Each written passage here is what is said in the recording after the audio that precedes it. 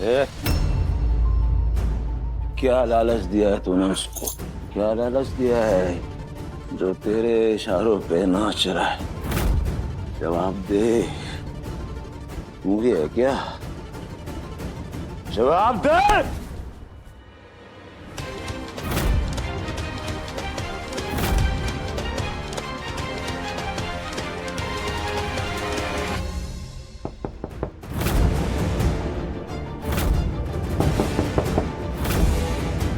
देवर, हम दवाइयाँ लाए हैं, दरवाजा खोलो।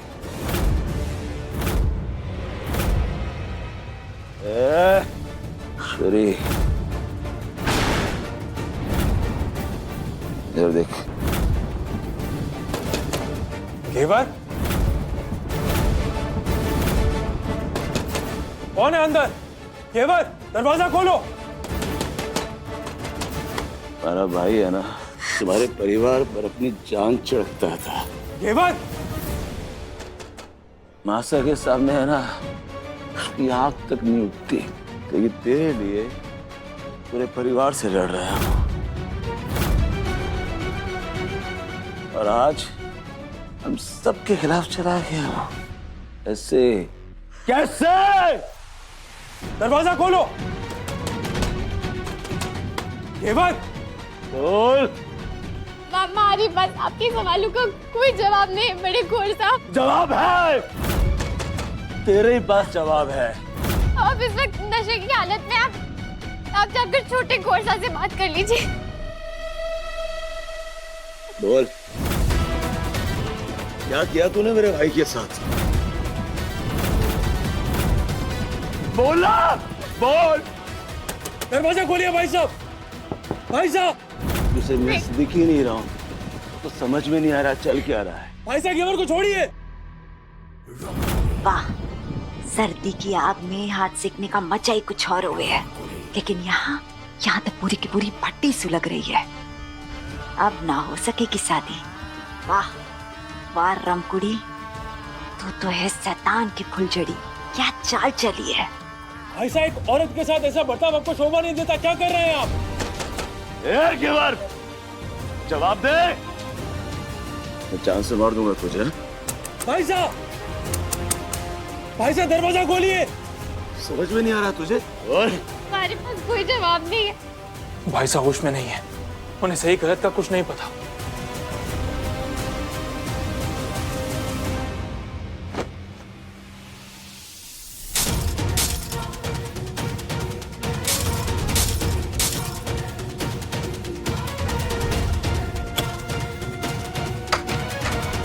कैसे?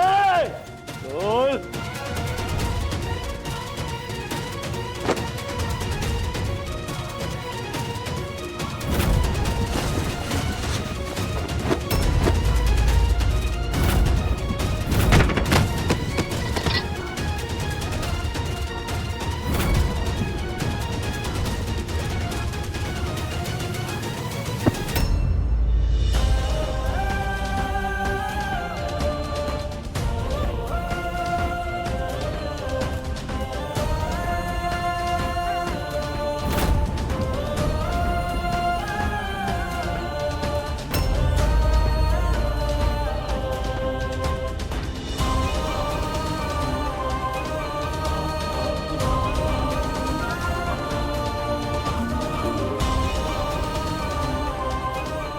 तुम चिंता मत करो केवर, कुछ नहीं होने देंगे तुम्हें।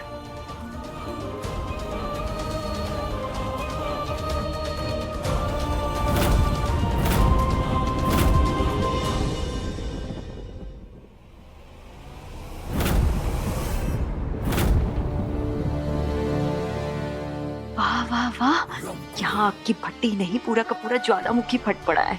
ये तो वही बात हो गई, सोई हुई बिल्ली के सामने दही की हांडी खुद फूट गई। राजपूत हैं हम, सरजमीन और औरत की रक्षा के लिए जान देने वाले। बड़े भाई साहब हैं आप हमारे, बहुत सम्मान करते हैं आपका। आपके लिए छाती पर गोली तक खा सकते हैं हम, लेकिन अपने भाई साहब को किसी बेसहारा लड़की की बेइज्जती करते नहीं देख सकते।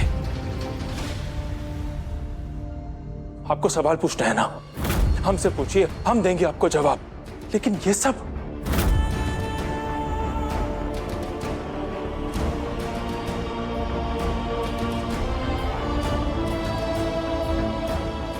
बहुत गलत किया आपने भाई साहब, बहुत गलत।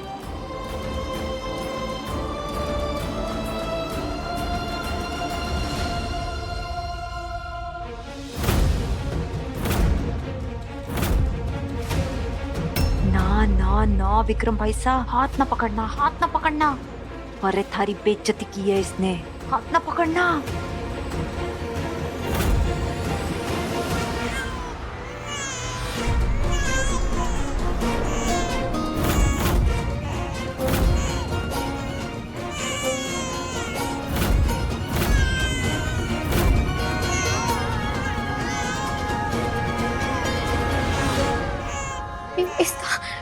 इसका बुखार तो तेज होते जा रहा है।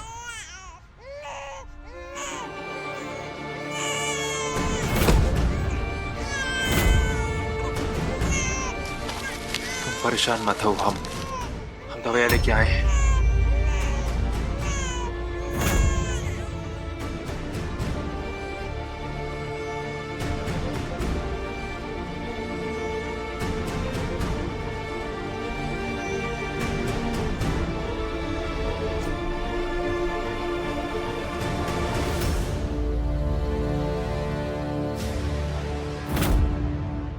चीची, हम तो कहाँ खीर बनाने आए थे, यहाँ तो दूध ही फट गया।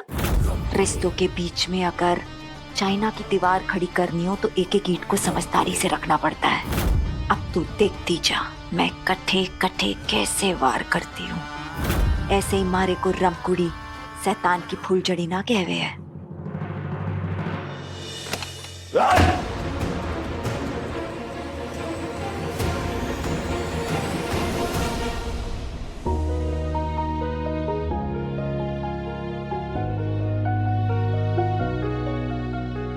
ले तू।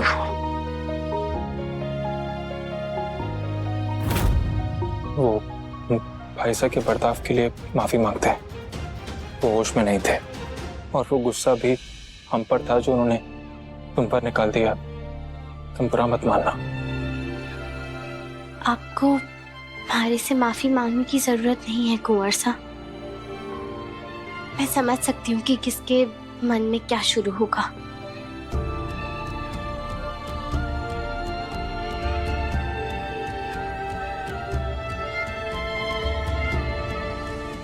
गजानन जी, आपकी मर्जी आप जानो, पर मैं जो देख रही हूँ हमारे मन में तो एक ही इच्छा आ रही है कि जिस भी बंधन ने इन दोनों को एक डोर से बांध रखा है, भगवान करे वो डोर कभी न टूटे और उनके बीच जो भी दुविधाएं हैं वो जल्द खत्म हो जाए।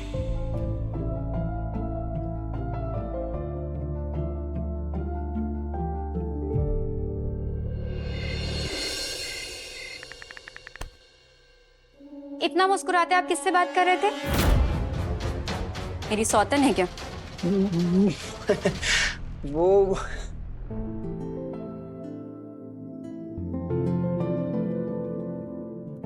मेरी जान, तुम्हारे अलावा इस दिल में कोई आ सकता है क्या? मैं तो वो कुंदन भाईजा की शादी की तैयारियां कर रहा था। तुम्हें तो पता ही है कि बाबा साहब ने सारी जिम्मेदारियां मुझे दे रखी है ना। तो मुझे तो काम करना पड़ेगा ना मेरी जान। हाँ? मेरी सौतन ना ये फोन है। 2 मिनट बैठिए ना, मुझे कुछ बात करनी है आपसे। बात? हाँ ठीक है, बात करते हैं। बताओ क्या बात करनी है? हाँ? हमने अभी तक इस परिवार को कोई संतान नहीं दिया है। बड़ी मासा इसी बात से बहुत नाराज है। पर से शादी की खबर आग में घी डालने का काम कर रहा है। हमें बहुत डर लग रहा है। आपको नहीं लगता कि हमें उन्हें जल्दी से खुशखबरी देने की कोशिश करनी चाहिए? इतने सालों से हम कोशिश तो कर रहे हैं ना।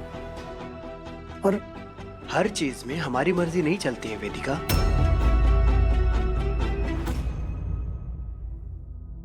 कुछ चीजों में ना सुपर वाले की भी मर्जी होती है।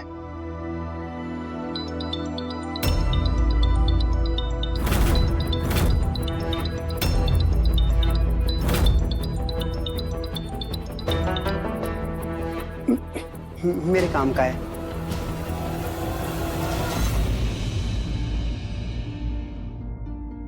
भगवान जी, अगर आपकी मर्जी है तो मैं आपसे विनती करती हूँ कि श्रावण मेरी गोद भर दीजिए, वरना मासा पता नहीं कौन सा फैसला लेंगी, ये मैं भी नहीं जानती। गन्नू बेटा शांत हो जाना, चुप हो जा, चुप। ऐसे नहीं रोते, मैं हूं ना यहाँ, मैं हूँ तुम्हारे साथ, है ना। ये देखिए दूध पी ले, शांत हो जा बेटा। मैं जानती हूँ तू बहुत तकलीफ में है इस वक्त, मैं हूँ ना थारे साथ में।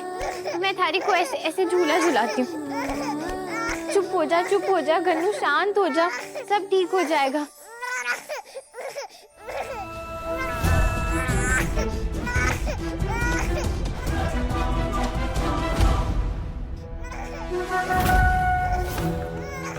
क्या है? हाँ? ओ,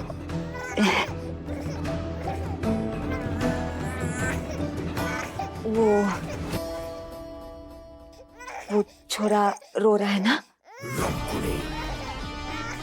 समझ सकूं, आपके दिल की बात मैं अच्छे से समझ सकूं ठाकुराइन साहब। आपके कान पोते पोती की आवाज सुनने के लिए तरस रहे, मगर इस हवेली में कितना बड़ा अन्याय हो रहा है कि एक अनाथ और एक अनजान छोरी की आवाज ऐसे गूंज रही है, और गूंज गूंज के हमारे दिलों के घाव को कुरेद कुरेद कर, चिल्ला चिल्ला कर बोल रही है कि अभी तक इस हवेली को उसका वारिस ना मिला। यही बात सोच सोच के आप परेशान हो रही हैं ना। आपका दुख, आपका दर्द, आपकी पीड़ा मैं अच्छे से जानूं, इसीलिए ये कान का टोपा लेकर आई हूँ, ताकि आप इसे लगाकर आराम से सुकून से सो सकें। इसमें वो छोरे की रोने की आवाज भी ना आएगी, है ना। ये ले लीजिए, ये आप ये लीजिए। आपकी साड़ी के साथ ये कलर जा भी रहा है ना।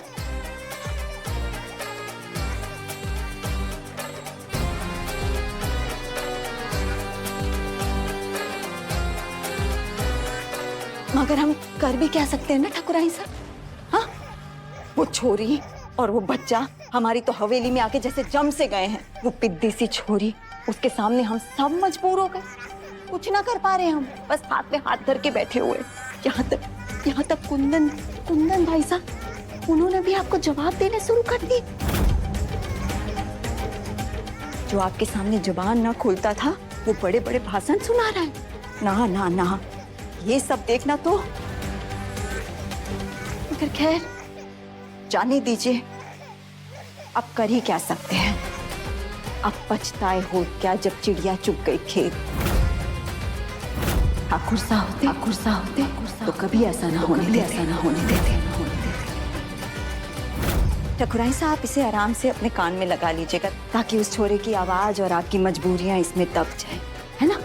कम से कम अच्छी नींद तो आएगी।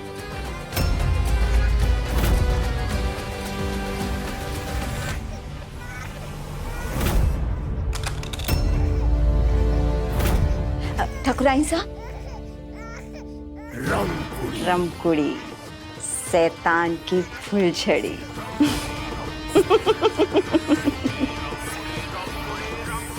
शांत हो जाना, देख मैं थारी को ऐसे झूला झुलाती हूँ, तू बस रोना बंद कर दे। घेवर, गनु इतना रो रहा है। हाँ नानी सा। अरे घेवर, गनु का बुखार तो बढ़ता जा रहा है। फिर इसके माथे पर गिल्ली पट्टी रखते रहो। नानी सा, ये नन्ही सी जान इतनी तकलीफ कैसे सह पाएगा। अगर इसको कुछ हो गया तो मैं जी नहीं पाऊंगी। अरे भाभी, शुभ शुभ बोल, गन्नू को कुछ ना होगा। माताजी महाराज पर भरोसा रख। क्या शोर मचा रखा है ये? अब इस हवेली में कोई सो भी नहीं सकता आराम से। नहीं चुप हो रहा है तुमसे तो हवेली से बाहर लेके जाओ इसे। अरे अंबिका, ये क्या बोल रही हो? बीमारी में बड़े भी दर्द सहन नहीं कर पाते, और ये बच्चा तो अभी 1 महीने का भी नहीं हुआ, और इसका बदन बुखार से तप रहा है, तकलीफ में है। तो रोएगा ही ना। तो मासा ये हमारी समस्या नहीं है। अब नहीं चुप हो रहा है इससे तो घर के बाहर तो ले जा ही सकती है ना। बस करो अंबिका, ये क्या बोले जा रही हो? बच्चा तो ये है, लेकिन थारी बुद्धि बच्चों जैसी होती जा रही है। जाओ जाकर कुंदन को नीचे भेजो। हमें लगता है कि बच्चे को अभी के अभी हॉस्पिटल लेकर जाना होगा। मासा, कुंदन अपने कमरे में सो रहा है, वो क्यों अपनी नींद खराब करेगा?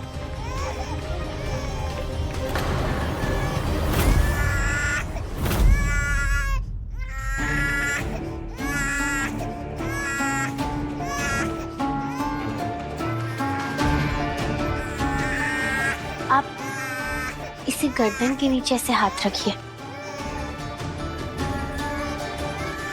कुंदन, आप यहाँ क्या कर रहे हैं? जाइए, जाकर सो जाइए अपने कमरे में।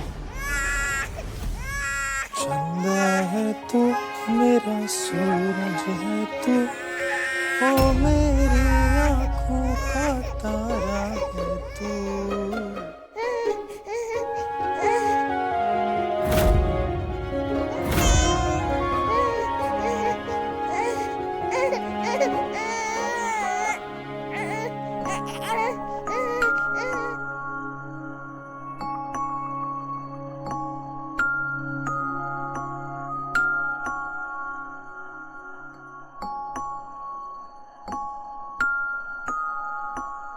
घेवर, ये लोरी ना बचपन में अंबिका कुंदन को सुनाया करती थी। मैं हमेशा से चाहती थी कि कुंदन ये प्यार, ये दुलार अपने बच्चे को दे जो वो इस पराये लड़के पर लुटा रहे हैं, सिर्फ इस चालाक मौका परस्त लड़की की वजह से।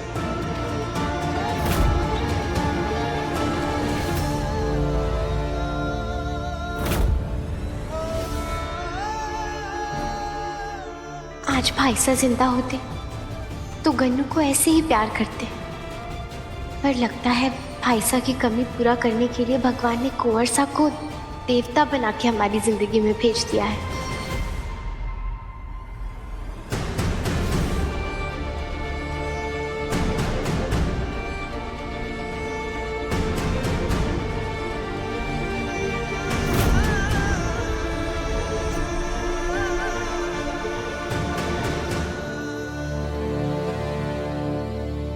कमाल है कुंदन। बेटा, ऐसा कहा जाता है कि औरतें बच्चों को संभालने में माहिर होती हैं आदमियों से ज्यादा। पर यहाँ देखो, मैं और घेवर बच्चे को चुप कराते कराते थक गए, पर ये चुप ना हुआ और थारे हाथ में आते लोरी सुनाते गन्नू कैसे चुप हो गया।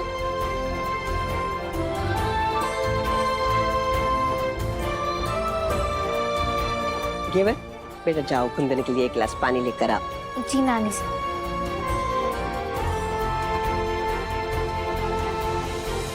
कुंदन बेटा, हम ये तो नहीं जानते कि क्या सच है और क्या झूठ, पर जहाँ तक हम देख पा रहे हैं, हमें ऐसे ही लग रहा है कि ये ऊपर वाले का बनाया हुआ संयोग है। तभी तो घेवर आपके साथ बार बार टकरा रही है और गन्नू आपके साथ अपनापन महसूस कर रहा है। ये ऊपर वाले का संकेत ही तो है।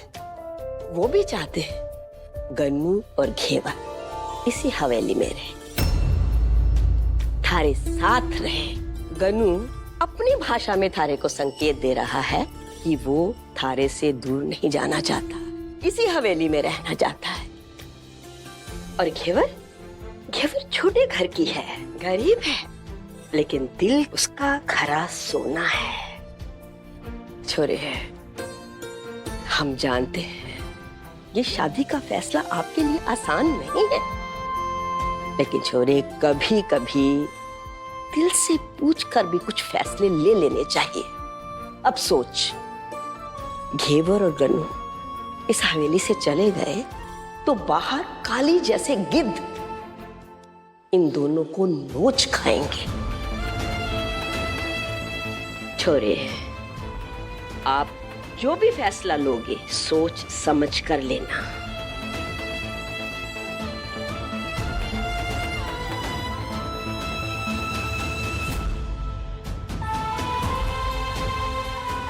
कुंदन, छोरे, हमें आप पर पूरा विश्वास है।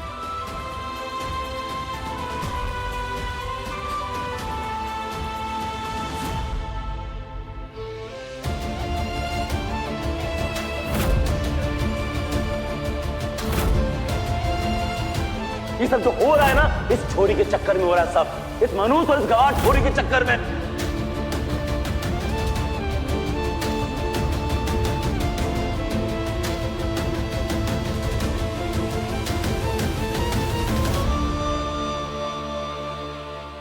कुंवर साहब, ये लीजिए।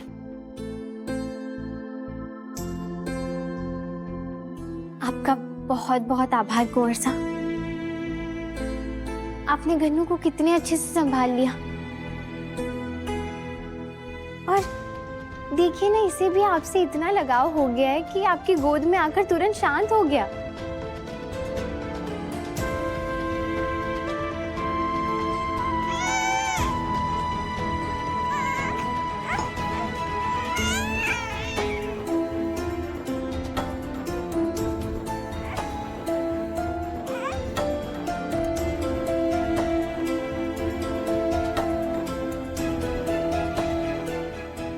कुंवर साहब, मारी और गन्नू की वजह से बहुत परेशान हो रहे हैं। बहुत बड़े धर्म संकट में फंस गए हैं। मारी को उन्हें इसमें से निकालना ही होगा। सुबह होने तक कोई ना कोई रास्ता निकालना होगा।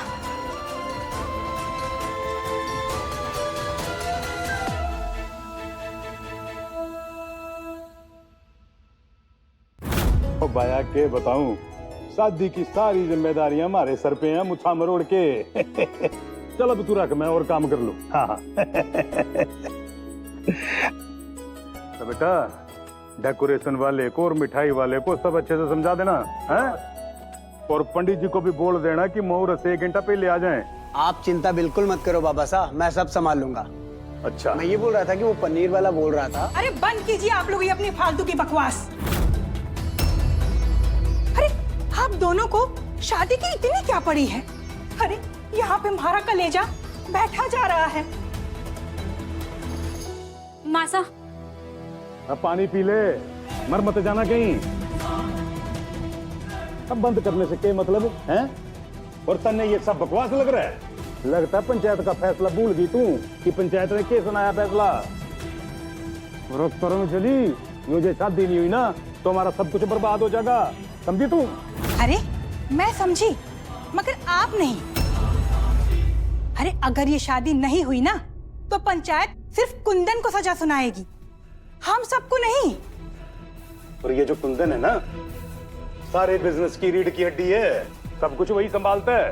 अगर उसे सजा मिली ना तो किसी की कुछ समझ में नहीं आएगा। कौन संभालेगा फिर? तुम संभालेगी। अरे जितना आपका कद बड़ा है ना, अगर उतनी थोड़ी अकल ले ली होती तो आज हम सबको ये दिन ना देखना पड़ा होता। अरे आप भी तो इस हवेली में बराबर के हकदार हो, मगर कोई आपका हुक्म सुनता है क्या? ठेंगा। अरे अगर वो कुंदन उस कुर्सी से उठेगा तभी तो हमारे अभय को उस पर बैठने का मौका मिलेगा। अच्छा ही है ना आए वारिस। अरे तभी तो उस कुंदन को समाज से बाहर कर दिया जाएगा। ना रहे कुंदन, अरे तभी तो हमारे अभय का रास्ता खुलेगा।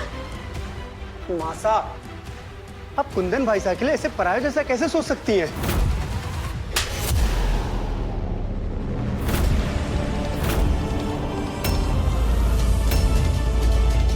रिश्ते जब कठपुतली बनकर नाचने लगे ना तो उनकी डोर अपने हाथों में ले लेनी चाहिए।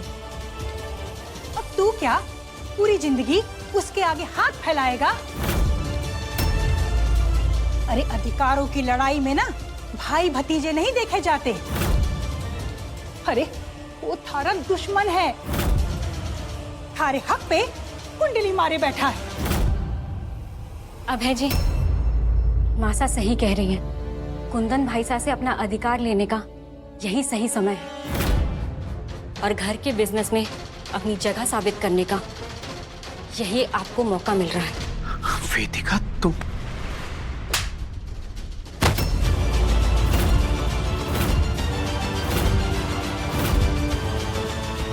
मासा,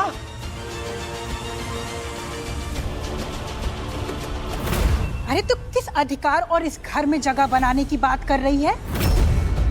थारे ब्याह को इतने साल हो गए, पर आज तक तूने हमारे अभय को संतान का सुख न दिया, इस खानदान को उसका वारिस ना दे पाई। अरे तू तो खुद मौका गवा रही है, बात करती है।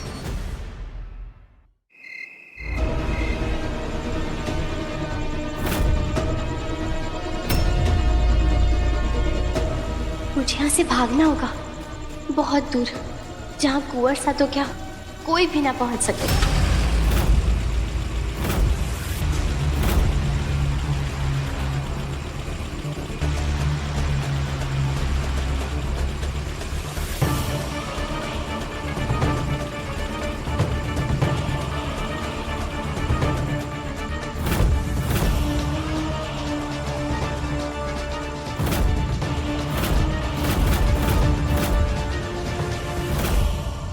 मैंने पता था तूने और कुंदन ठाकुर साहब ने पंचायत में झूठ बोला था। अरे कोई शादी वादी नहीं हुई है तुम्हारी, बस इंतजार था कि तू इस झूठ से मौका देखकर कब बाहर निकले। और देख, निकल गई तू बाहर।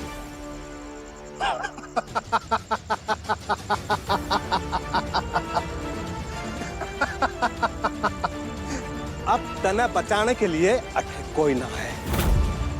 चल हमारे साथ, चल चल हमारे साथ, चल। छोड़ो, चल, छोड़ो मारी को। चल। हाँ। गन्नू,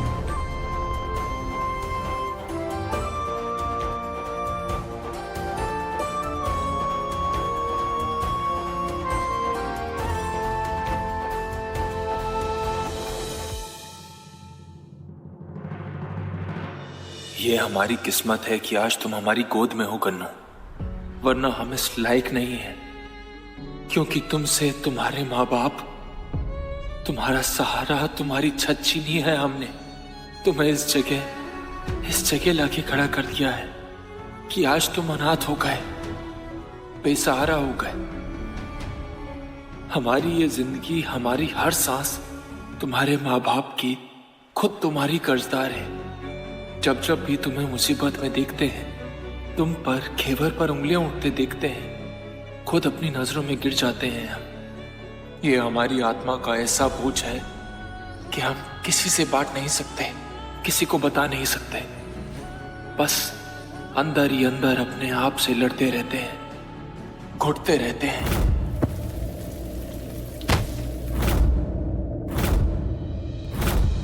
सच्चा पश्चाताप खुद को दर्द देने में नहीं, जो तुम्हारी वजह से दर्द में है उनका दर्द दूर करने में है। घेवर और गन्नू इस हवेली से चले गए तो बाहर काली जैसे गिद्ध इन दोनों को नोच खाएंगे।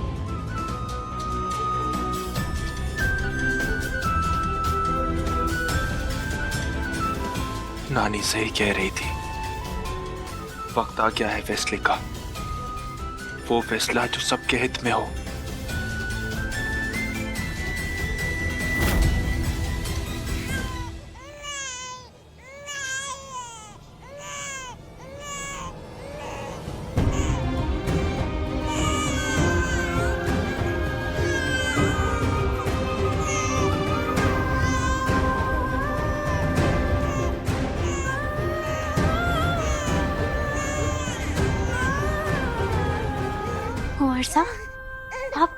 आप रात भर कुर्सी पर ही थे? मतलब आपने रात भर गन्नू को सुलाने में लगा दी, आप कुछ सोए भी नहीं? ये कौन सी बात हुई भला? और पहले ही आप गन्नू के लिए बहुत कुछ कर चुके हैं, अब और नहीं। वैसे भी गन्नू आपका इतना सगा नहीं कि आप उसके लिए अपनी रातों की नींद हराम करके बैठे। नहीं, ये सही नहीं है। कुछ ना कुछ उपाय तो निकालना होगा। मारे को और गन्नू को ना यहाँ से जाना होगा, ताकि कम से कम आप अपनी जिंदगी तो शांति से जी सके।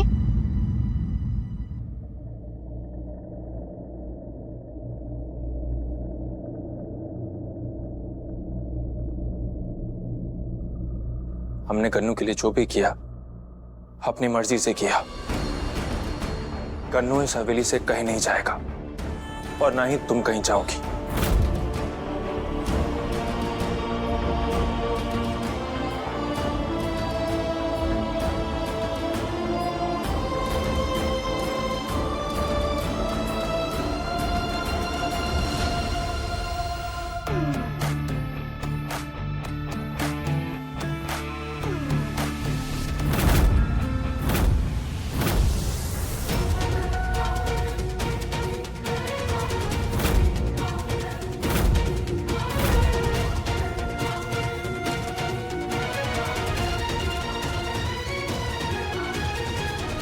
फिर से धोखा खाने चले हो कुंदन?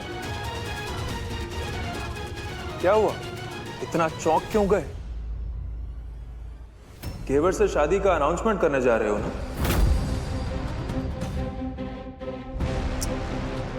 ऐसी एक शादी पहले भी की थी तुमने, त्रिशा से,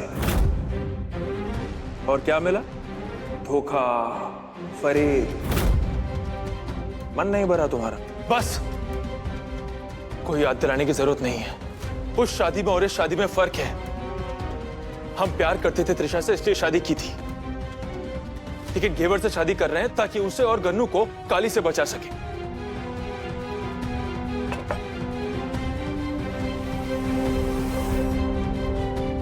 घेवर और गन्नू की इतनी परवाह? क्या लगता है वो तुम्हारे? वो आज जिस मुसीबत में है वो हमारी वजह से है। कर्जदार हैं हम उनके, जिंदगी भर हर जरूरत पूरी करेंगे उनकी हम। एक अच्छी जिंदगी, रहना खाना, गन्नू की पढ़ाई, एक अच्छा भविष्य, सब देंगे उन्हें। हमारी आत्मा पर ये जो बोझ आ पड़ा है उसे उतारने की कोशिश कर रहे हैं हम। वाह कुंदन ठाकुर, वाह, कितने महान हो तुम। पर उस सच का क्या जो तुम उससे छुपा रहे हो? जिससे तुम शादी करने जा रहे हो उसे यह सच बता सकते हो कि तुम ये शादी क्यों कर रहे हो? तुम्हारी आत्मा पर कौन सा बोझ है? तुम उसके भाई और भाभी के मौत के जिम्मेदार हो। ये सच बता सकते हो? है इतनी हिम्मत? और फिर देखना वो अपने भाई और भाभी के कातिल के साथ शादी करने को राजी होती है या नहीं। उस लड़की से ये छुपाना भी तो एक धोखा ही है ना कुंदन?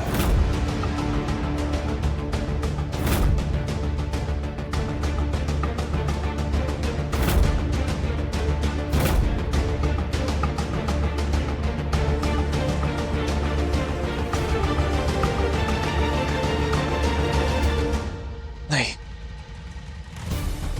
घेवर को हम धोखे में नहीं रख सकते। उसे सच जानने का अधिकार है कि हमसे क्या पाप हुआ है, और यह भी कि हम उससे शादी एक पति पत्नी के रिश्ते से नहीं बल्कि उसे बचाने के लिए कर रहे हैं। फिर चाहे कुछ भी हो, घेवर और गन्नू की सुरक्षा से समझौता नहीं कर सकते।